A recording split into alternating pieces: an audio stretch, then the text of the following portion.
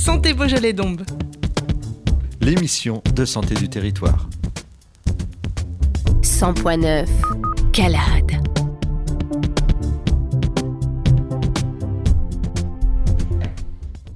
Bonjour à toutes et bonjour à tous. Une heure d'émission pour échanger sur l'actualité de la santé du territoire Beaujolais-Dombes. Comme d'habitude, vous pouvez retrouver l'émission sur les réseaux sociaux ainsi que sur le site internet de la CPTS Beaujolais-Dombes et de Radio Calade. Cette émission est préparée par l'équipe radiophonique de la communauté professionnelle territoriale de santé Beaujolais-Dombes et animée par Alexandra. Bonjour. Quel lancement. C'était peut-être un peu trop, non? Ouais, un peu, mais c'est pas grave. Ouais, c'est pas grave. Marie. Bonjour Ludovic. Ça va? Mais ça va très bien et vous-même? Ça va. Amaury, bonjour. Bonjour. Aujourd'hui, nous allons en cette veille d'été vous parler des soins non programmés sur le territoire Beaujolais-Dombes. Depuis le 2019, sur le territoire Beaujolais-Dombes, vous avez la possibilité pour notre territoire de téléphoner au 15 quand vous présentez des symptômes qui nécessitent un accès rapide vers un médecin généraliste de ville au plus proche de chez vous et en quelques heures. C'est ce que nous allons vous expliquer aujourd'hui dans Santé Beaujolais-Dombes, en décortiquant chaque étape de l'organisation, et c'est ce qui va être un peu nouveau dans cette émission, puisqu'on avait déjà fait l'année passée une émission donc, sur les soins non programmés, mais on n'était pas allé jusqu'à cette étape pour vous expliquer les moindres détails de ce qui se passe en arrière-boutique. Nous avons orienté en 2023 1100 usagers, et pour 2024, c'est un peu moins de 3000 orientations qui ont été effectuées par nos soins. C'est donc une possibilité d'accès aux soins qui est croissante et performante sur notre territoire.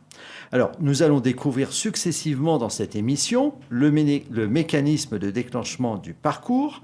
Puis dans un deuxième temps, nous verrons donc comment se passe l'organisation de ce rendez-vous, ce qu'il faut savoir avant de faire appel à nos services.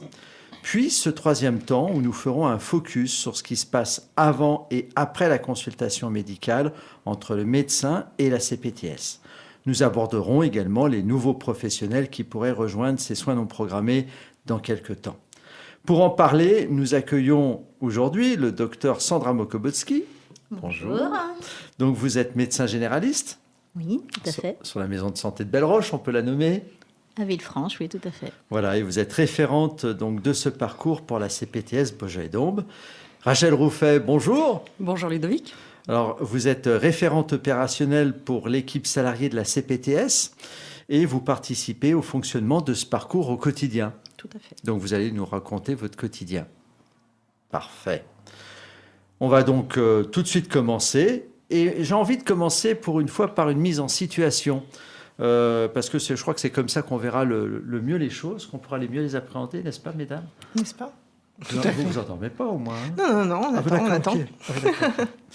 Donc, on va commencer comme ça. Donc, j'ai mal au ventre depuis 3 jours. J'ai un peu de fièvre qui passe pas avec du paracétamol. Ça y est, c'est commencé. Du paracétamol. Une petite séance d'orthophonie. Voilà, c'était le mois dernier. C'est ça.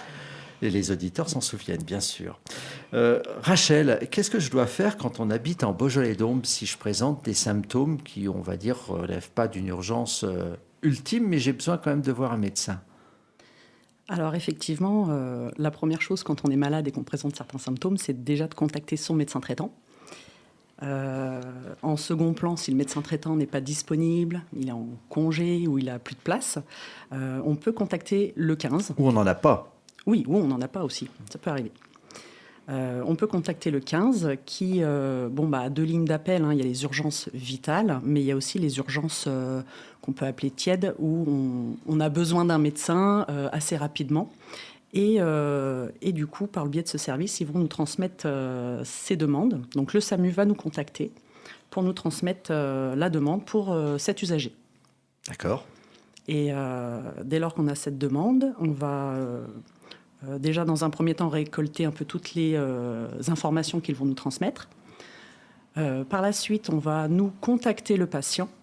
On va reprendre ces informations avec des mots différents aussi. Parfois, ça peut faire changer la donne. Et puis, on va s'organiser pour lui trouver un rendez-vous médical sur son secteur. Ok. C'est le patient directement qui vous appelle ? Alors non, le patient doit être régulé par un professionnel de santé. Donc là, Et par un si c'est médecin. par le 15, c'est le médecin régulateur qui va nous orienter cette demande. Est-ce que c'est obligatoirement par le 15 du coup, puisque ça peut être un professionnel de santé? Est-ce que ça peut être une autre personne? Alors, c'est vrai qu'on travaille principalement, oui, avec le SAMU, avec le médecin régulateur, mais ça peut être aussi les urgences de l'hôpital, ou urgences, que ce soit adultes ou pédiatriques. Il y a effectivement aussi un médecin qui va réguler les demandes à l'accueil. Ça peut être un professionnel de ville, un pharmacien. Un pharmacien, par exemple. Oui, tout à fait. Donc oui, à partir du moment où c'est un professionnel de santé qui va... Adhérent à la CPTS, déjà. Adhérent à la CPTS, oui, bien sûr. Qui va estimer en fait le besoin d'une consultation. Et donc pour le patient, c'est important de dire qu'on peut appeler le 15 même si ce n'est pas une urgence vitale. Tout à fait. Le fait d'appeler le 15, ils vont être orientés sur cette ligne qui va nous permettre de les prendre en charge, de les orienter auprès d'un médecin avec qui on a des contrats en fait sur le Beaujolais-Dombes. Ça peut aller aussi bien du Haut-Beaujolais à la vallée d'Azergues et une petite partie de l'Ain, donc sur notre territoire. Nos médecins nous attribuent des créneaux d'urgence spécifiques pour ces demandes-là, pour les soins non programmés. Et puis, en fonction de la mobilité du patient, de sa disponibilité, on va l'orienter près de chez lui dans un cabinet. Alors, on va y revenir. Ce qui est important aussi de dire, finalement, et vous venez de l'exprimer, c'est qu'on est sur 2 départements. Oui. Donc, vous pouvez aussi bien avoir le SAMU de Lyon comme le SAMU de Bourg. Tout à fait. D'accord. Et donc, c'est en fait par une géolocalisation du téléphone d'appel de l'usager qui va être sur un département ou sur un autre. Oui. D'accord. Quoi qu'il en soit, après, si ça dépend de notre territoire, ça va arriver donc vers nous. Tout à fait. D'accord, ok. Ça fonctionne même le week-end? Alors, non, nous, le service est ouvert du lundi au vendredi, de 9h à 18h. Les week-ends et jours fériés, nous ne sommes pas là. Donc après, il y a d'autres systèmes de régulation ou d'urgence. Avec la permanence de soins qui est obligatoire. Donc à ce moment-là, c'est... Que ce soit les maisons médicales de garde, les urgences. Vous disiez tout à l'heure que le patient doit se déplacer. Ça veut dire que s'il ne se déplace pas, il ne peut pas bénéficier de ce service? Alors oui, nous, on n'a pas de médecin qui se déplace au domicile des patients. Donc il faut que le patient puisse se déplacer au cabinet du médecin chez qui on va l'orienter. Donc on essaye, pour une personne qui n'est pas véhiculée, on va faire ce qu'on peut pour lui trouver au plus près, que ce soit à pied, en vélo, en bus, mais il faut qu'il puisse se déplacer en cabinet. Et par contre, vous parliez tout à l'heure de l'Ain et du 69, c'est sur un certain territoire, mais les patients qui sont en dehors de ce territoire ne peuvent pas bénéficier de l'aide de la CPTS pour avoir une consultation médicale. Alors oui, malheureusement, heureusement, malheureusement, c'est que nous, on est obligé d'avoir des limites. Donc, notre territoire est défini. Et si le patient habite ou est en vacances sur une commune du territoire de la CPTS, il peut bénéficier de ce service. Comment il peut savoir qu'il fait partie de ce territoire ou pas? Alors, à la limite, j'ai envie de dire, il appelle le 15 et le 15 lui-même va l'orienter. Que ce soit dans nos services, soit il est en dehors de notre territoire et auquel cas il va l'orienter auprès d'un autre service qui va peut-être le prendre en charge différemment. Est-ce que le service s'adresse aussi bien à des enfants qu'à des adultes ou est-ce qu'il y a des critères Alors, d'âge? tout à fait, il n'y a pas d'âge. Ça peut être aussi bien un enfant qu'une personne âgée, un travailleur, il n'y a pas d'âge. Mais en revanche, il y a une particularité, c'est que les droits doivent être ouverts. Tout à fait. Il faut que la personne ait des droits ouverts à la sécurité sociale, qu'il ait une carte vitale à jour, de préférence. Après, nous, c'est un service qui est gratuit. Après, bien sûr, il faut pouvoir régler la consultation du médecin comme toute consultation médicale, mais le fait de passer par nos services n'inclut pas un tarif supplémentaire. Ok, donc on a parlé effectivement de l'âge, donc on est bien sur tout âge de la vie. Comment ça se passe quand le patient a un enfant aussi qui est malade? Est-ce que son enfant va pouvoir bénéficier de cette consultation? Alors, Effectivement, parfois, ça nous arrive que le médecin régulateur ait régulé les deux demandes. Donc, on peut avoir les deux personnes à orienter chez un médecin. En revanche, si on a eu une demande pour une personne de la famille et qu'entre-temps on nous dit j'ai le petit frère ou mon conjoint, c'est plus compliqué parce que cette personne n'a pas été régulée par le professionnel. Donc, la consultation s'adresse uniquement à la personne. Aux demandeurs uniquement. Tout à fait. D'accord, ok.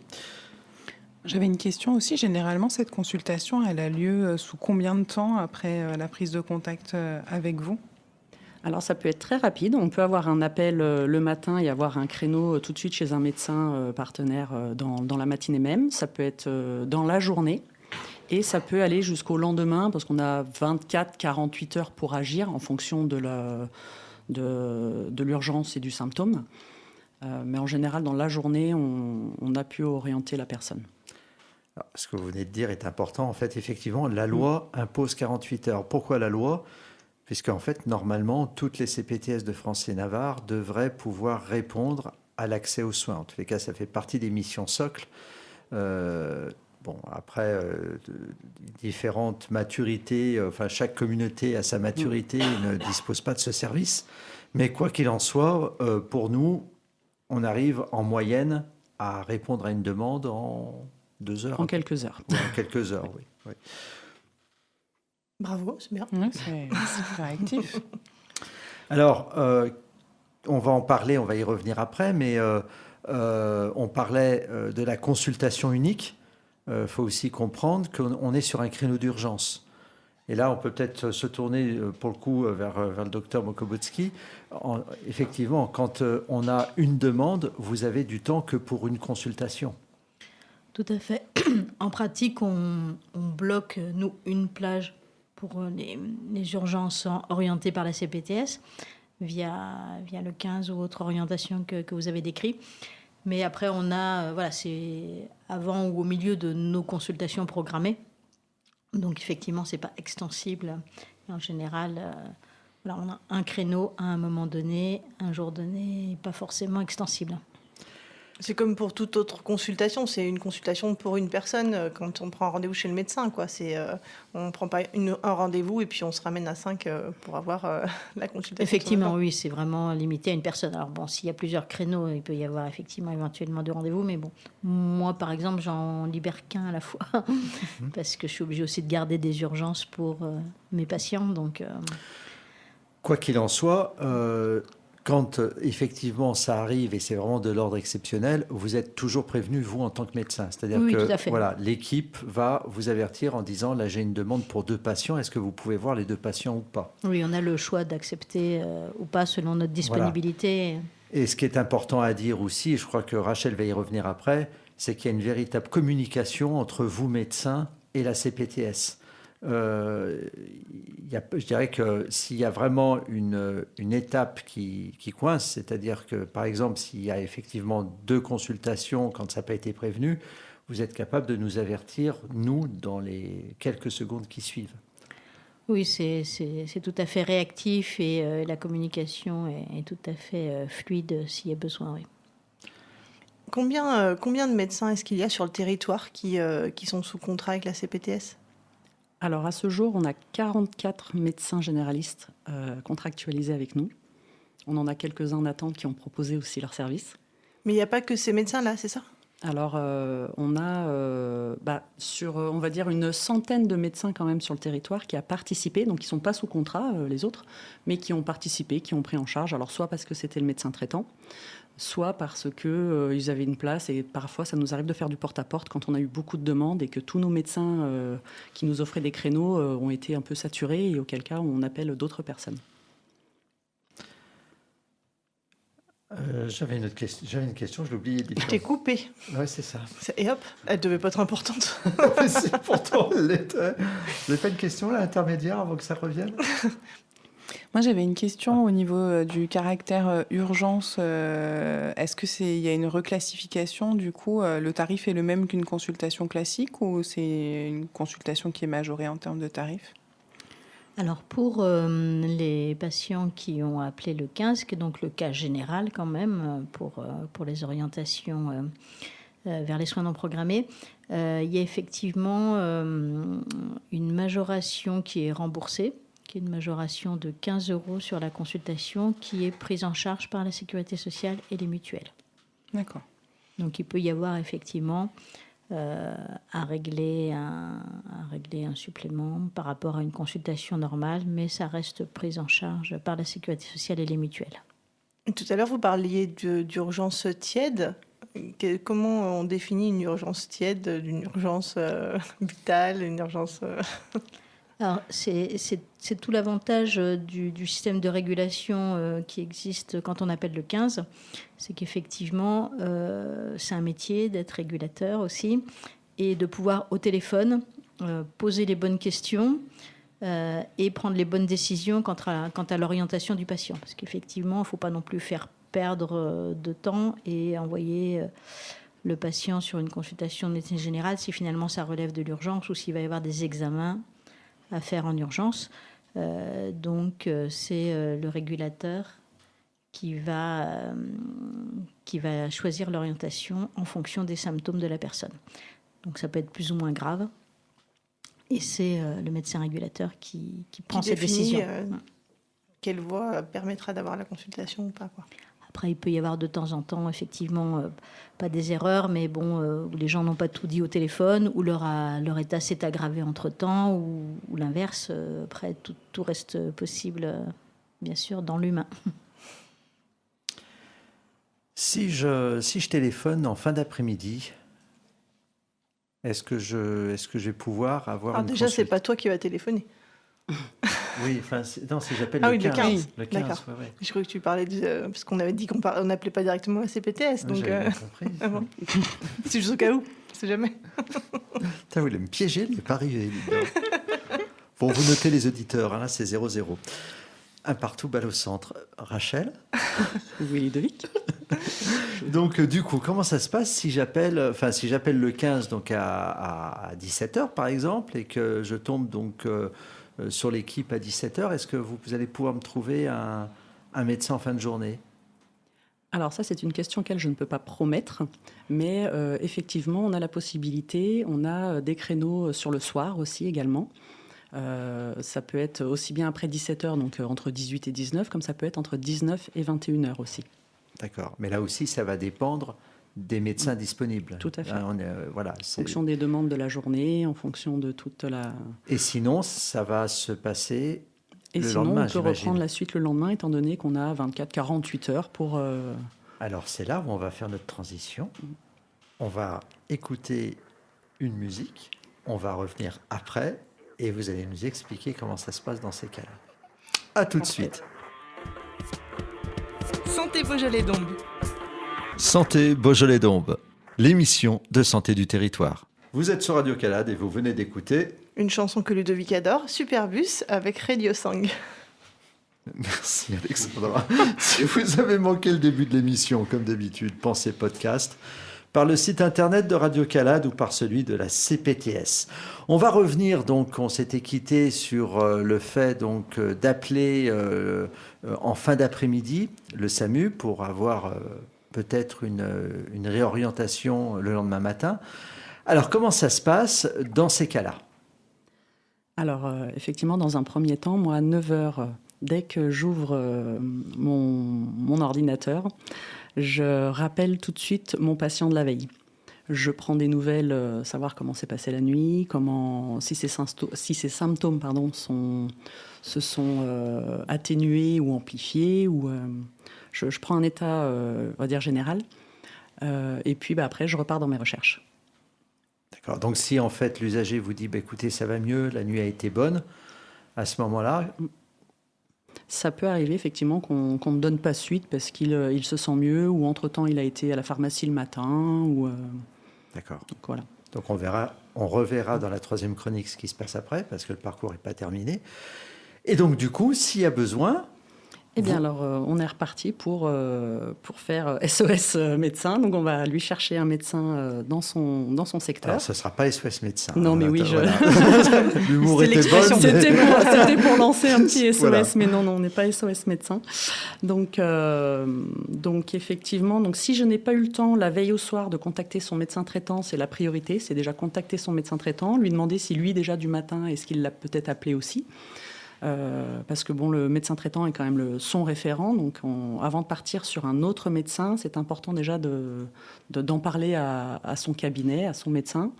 Et s'il n'a pas la possibilité de le recevoir, effectivement, donc je vais dans mes recherches pour avoir un médecin disponible dans la journée.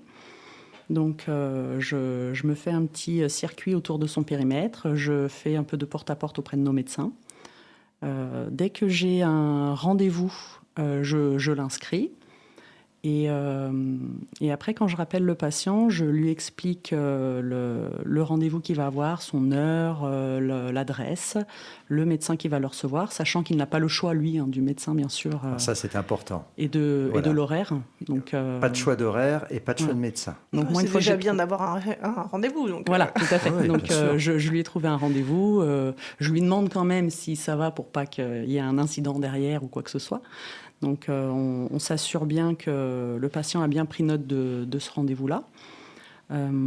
Et puis, après, je lui rappelle bien que pour sa consultation, il vienne bien avec sa carte vitale à jour, tous ses documents, le mode de règlement, de bien nous rappeler impérativement s'il y a le moindre incident sur la route ou quoi que ce soit, ça peut arriver, de bien nous tenir au courant qu'on puisse nous joindre le médecin en cas d'impératif.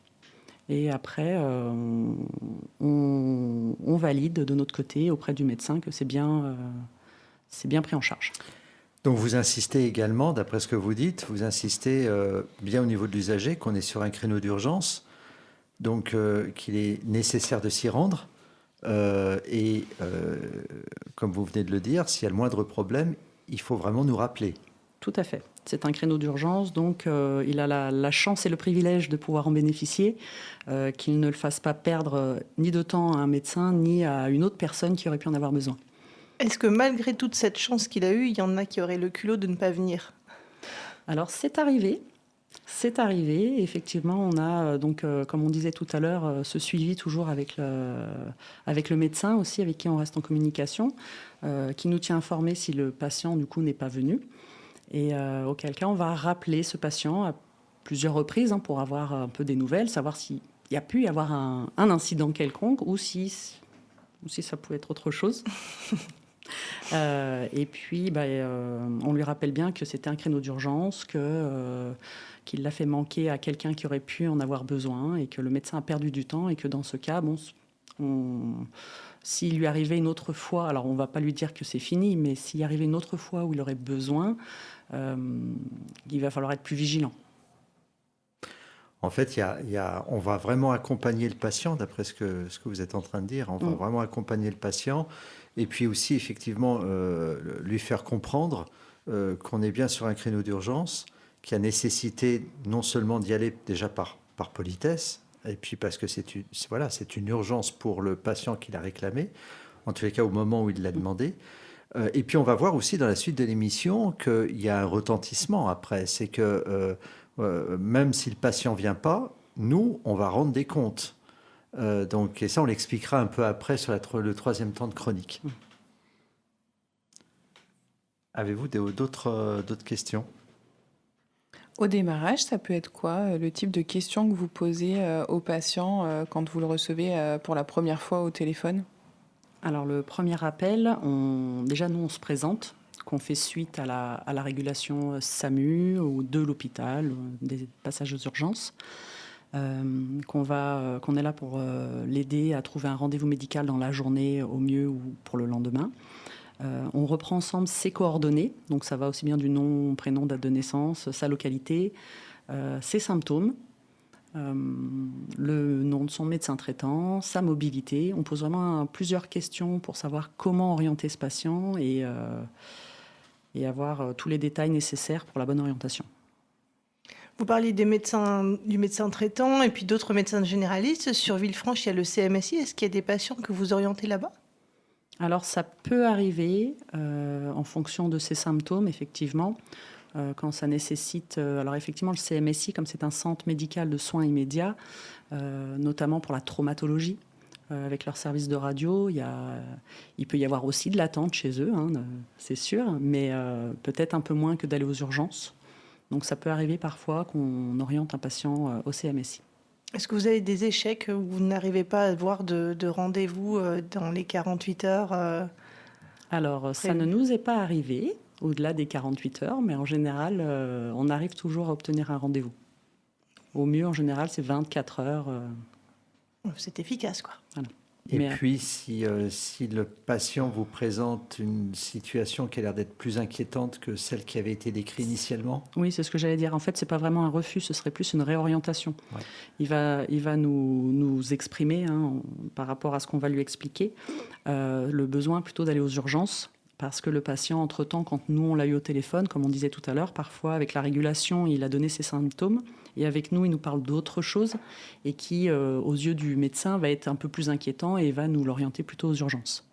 Et donc, dans ces cas-là, vous téléphonez au médecin généraliste qui devrait recevoir le patient et vous lui exprimez la situation. C'est comme ça que ça se passe? Oui. Quand on veut prendre rendez-vous en fait, avec un médecin, alors souvent, parfois, on passe par des secrétaires et on en a plusieurs avec qui on passe directement en ligne directe avec les médecins. Et les médecins nous conseillent eux-mêmes, en fonction de l'état du patient, s'il y a une nécessité de le voir, oui, en cabinet, ou si, effectivement, parfois, ça arrive, il va nous proposer de l'envoyer plutôt aux urgences. Et dans ces cas-là, vous faites quoi? Alors, on va contacter le service des urgences pour leur prévenir qu'on a eu une régulation, mais que le médecin de ville a estimé qu'il y avait besoin de le voir aux urgences. Quel cas, comme ça, les services d'urgence... Alors, je ne garantis pas qu'il y aura moins d'attente, mais au moins, ils savent que la personne va arriver et qu'elle va être prise en charge là-bas. D'accord. Docteur, ça vous est déjà arrivé, cette situation? Alors, c'est pas moi qui prends les appels directement. J'ai la chance d'avoir une secrétaire, donc j'ai pas en mémoire ce genre de situation. Par contre, il m'est arrivé après la consultation d'envoyer le patient aux urgences parce que, au vu de l'examen clinique, au vu de l'état du patient et au vu éventuellement de la rapidité avec laquelle il faut des examens ou intervenir, ça a pu m'arriver ensuite d'envoyer le patient aux urgences, mais avec une lettre circonstanciée, une hypothèse diagnostique et en motivant l'envoi, ce qui fait quand même gagner du temps au patient quand il arrive et à l'infirmière d'orientation, le médecin qui le reçoit là-bas. Surtout qu'effectivement, l'hôpital est au courant de notre mode de fonctionnement. C'est des choses qui sont Oui, connues. bien sûr. Ouais, donc du coup, ils sont d'autant plus réactifs quand ils savent que... Voilà, comme je dis, entre le moment où il y a eu la régulation, où le patient a été rappelé, l'heure du rendez-vous, l'état du patient a pu aussi se modifier, s'aggraver éventuellement. Donc, ça peut arriver qu'effectivement, au moment où nous, on l'examine, ce ne soit pas tout à fait l'état de base ou que l'examen mette en évidence des choses pour lesquelles il faut intervenir rapidement. Très bien. On se fait un temps de pause musicale et on revient de suite. Santé Beaujolais-Dombes. Santé Beaujolais-Dombes, l'émission de santé du territoire. Vous êtes bien sur Radio Calade et vous venez d'écouter. Hot and Cold de Katy Perry. Et vous êtes encore mieux quand c'est Alexandra qui vous dit ce que vous venez d'écouter. Ok. D'accord, mais pas de souci. Voilà, c'est ça, hein, c'est comme ça. Après le rendez-vous de soins non programmés, on va voir un peu comment se passe la consultation et les suites de la consultation avec le médecin. Donc Rachel, vous venez de nous dire donc quelle était la procédure en interne pour orienter le patient. Comment ça se passe après, docteur, sur la venue, sur votre consultation? Alors, je vais parler pour mon cabinet. Hein, ça peut être un petit peu différent selon l'organisation de chaque cabinet. Donc, le patient arrive à la maison de santé. À l'accueil, la secrétaire va lui redemander quelques renseignements administratifs et lui faire une fiche, passer sa carte vitale pour faire son dossier. Et donc ensuite, moi je viens chercher le patient en salle d'attente. Alors c'est vrai que pour gagner du temps, si le patient a préparé l'ordonnance avec son traitement habituel, s'il a apporté éventuellement les derniers examens qu'il a faits, s'ils peuvent avoir un lien en tout cas avec le problème du jour, on ne lui demande pas des choses plus anciennes. Le carnet de santé pour les enfants, voilà, enfin c'est des petites choses. C'est vrai que si le patient peut préparer, on gagne du temps.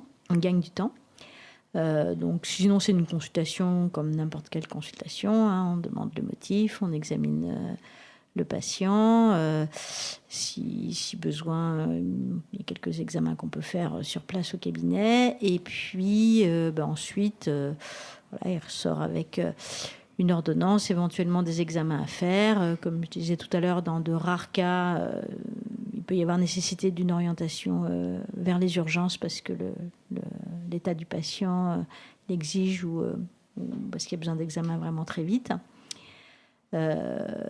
Et puis, s'il y a besoin d'une suite derrière, on essaye de faire un petit mot pour le médecin traitant. Alors, je ne dis pas que c'est fait systématiquement, ça dépend du suivi qui va être nécessaire ensuite, du temps dont on dispose aussi. Enfin, dans tous les cas, on lui demande d'informer son médecin, de lui montrer l'ordonnance quand il ira le voir.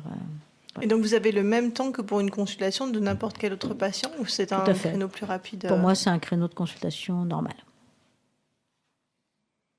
Une fois que la consultation est faite, qu'est-ce qui se passe pour vous, pour le patient? En général, les patients sont quand même contents de ne pas avoir eu besoin d'attendre des heures et des heures aux urgences et d'avoir pu voir un médecin alors soit ils n'ont pas de médecin traitant, soit leur médecin n'est pas disponible. La plupart ne connaissaient pas ce service avant de venir, et c'est vrai que c'est assez gratifiant parce qu'on a l'impression quand même de rendre service aux gens et qu'ils sont plutôt contents d'avoir eu une réponse un petit peu à leurs problèmes de santé. Donc, comme on l'a dit précédemment, vous avez la possibilité de recontacter la CPTS? Voilà, donc on peut soit sur le site, soit par mail, on peut effectivement contacter la CPTS. Alors c'est plutôt quand il y a un problème, soit que le patient n'est pas venu ou ce genre de problème, mais sinon, voilà, on peut le faire s'il y a besoin. Ou s'il y a eu une réorientation vers l'hôpital? Voilà. Ça peut On être, peut aussi ça peut être effectivement informer. Je ne dis pas que c'est toujours fait, mais on essaye. Ouais, oui. Donc il n'y a pas finalement de suivi automatique après, mais c'est voilà, s'il y a besoin, ça se fait. Sinon, le patient vient à sa consultation, repart, fait les examens si nécessaire, et tout, enfin, ça suit son cours, quoi. Voilà, il règle comme une consultation normale, et puis effectivement, après, il va à la pharmacie ou s'il y a besoin d'examen. Voilà. Par contre, on n'assure pas le suivi après les résultats. Donc, c'est vrai que c'est important que derrière, il puisse contacter son médecin traitant. Si on reçoit un résultat après la consultation qui nécessite, je ne sais pas moi, un traitement, un antibiotique parce qu'il y a une infection urinaire, par exemple, on va le contacter quand même. On ne va pas le laisser dans la nature parce que on ne sait pas s'il a un médecin traitant ou s'il a pu le joindre. Mais sinon, on n'assure pas le suivi après. C'est important à dire parce qu'effectivement, si le patient n'a malheureusement pas de médecin traitant, c'est pas pour ça que vous allez devenir son médecin traitant. Exactement. Ça, c'est malheureusement une réalité, c'est à entendre. De votre côté, Rachel, le parcours, il se termine quand? Il se termine à partir du moment où le patient a été chez le médecin et que le médecin l'a vu. D'accord. Et comment vous clôturez ce parcours? Alors, on peut le clôturer de manière informatique, mais aussi en faisant un retour au service qui nous a envoyé ces demandes, que ce soit le SAMU ou les urgences de l'hôpital ou le professionnel qui nous a orienté le patient. On lui fait un retour systématique. Alors, pour certains, ils vont nous demander un retour hebdomadaire. D'autres vont nous demander un retour systématique dans la journée ou dans la fin de journée. C'est le cas du SAMU. Voilà, tout à fait. Le SAMU, on les tient au courant rapidement derrière. D'accord, ça veut dire qu'en fait, vous allez pouvoir redonner tout par l'administratif que vous aura laissé la SAMU, entre autres ce qu'on appelle la fiche SAMU, c'est ça? Tout à fait. Donc le patient va pouvoir être retracé. Et donc, du coup, le SAMU va savoir chez qui il est allé, à quelle heure il est allé. Et sur la commune. Et la commune, oui, tout à fait. Après chaque orientation, on les rappelle systématiquement sur leur ligne dédiée. Et ce qui est important à dire aussi, c'est que si le patient ne s'est pas présenté, On leur signale aussi. eh ben, on leur signale aussi. Ça veut dire effectivement que le SAMU va être informé que le patient ne s'est pas rendu à son rendez-vous de médecin traitant. Tout à fait. Tout à l'heure, vous disiez que vous demandiez aux patients de vous rappeler pour vous informer de ce qui s'était passé, de la consultation, etc.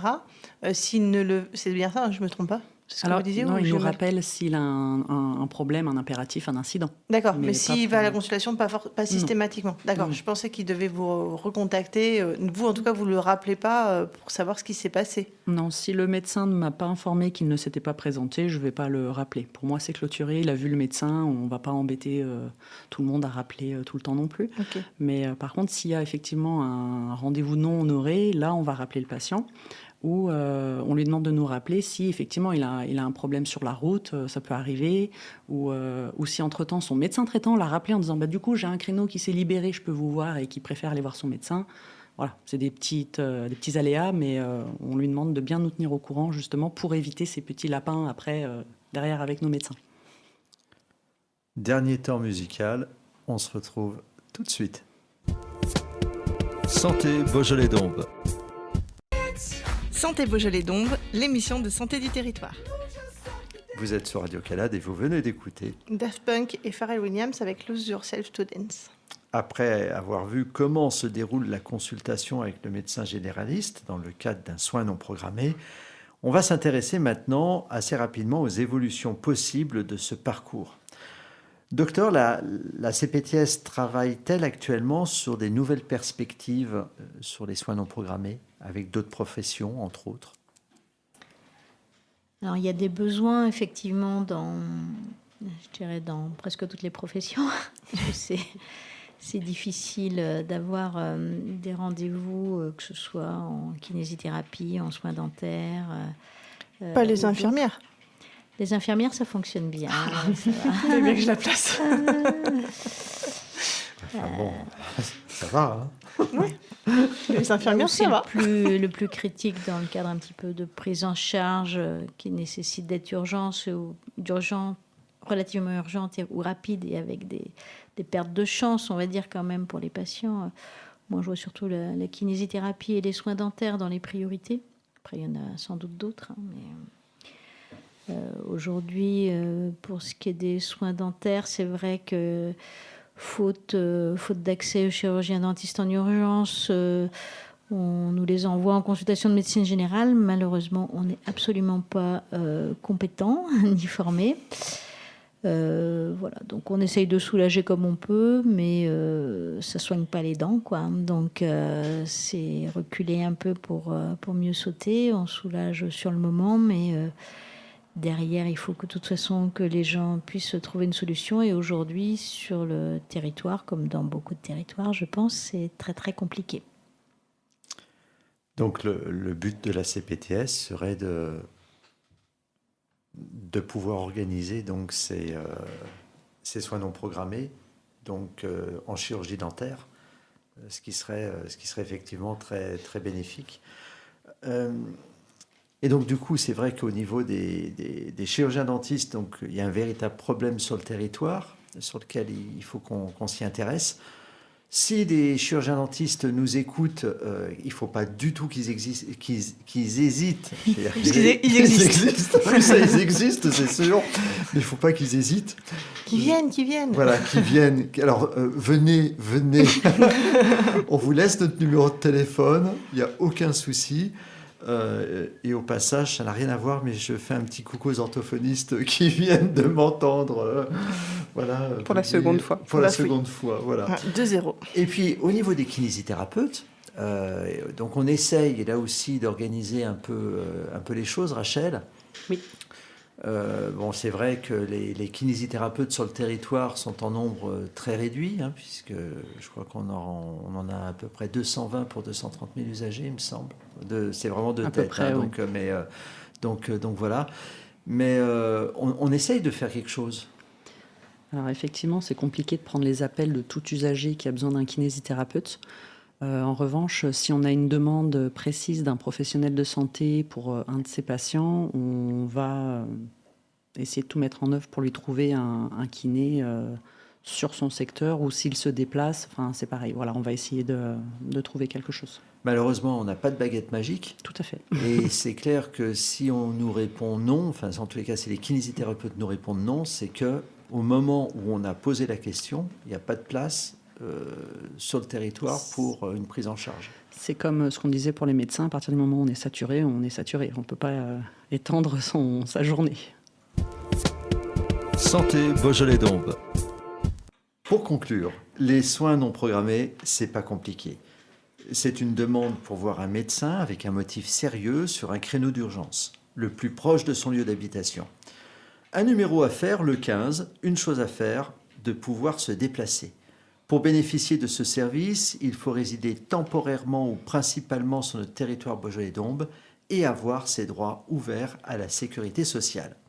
Si vous avez manqué le début, venez nous retrouver sur le site de Radio Calade ou sur le site de la CPTS Beaujolais-Dombes. Vous pourrez nous réécouter à votre guise sur beaucoup de sujets, dont les soins non programmés. Merci de nous avoir accompagnés tout au long de cette émission. Merci, Dr Mokobutski. Merci à vous. Rachel, merci de votre présence. Merci à vous aussi. Et puis à demain, À très bientôt, nous. C'est ça, ouais, c'est ça. Marie, Alexandra, rendez-vous, même heure, même endroit, le mois prochain. Exactement. C'est ça. Pour une nouvelle chronique santé. Tout à fait. Thème surprise. Donc je mets un point à ma phrase. Auditeurs, au revoir et à très bientôt.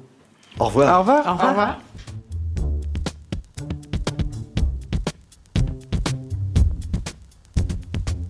Santé Beaujolais-Dombes, l'émission de santé du territoire. Santé Beaujolais-Dombes. Calade.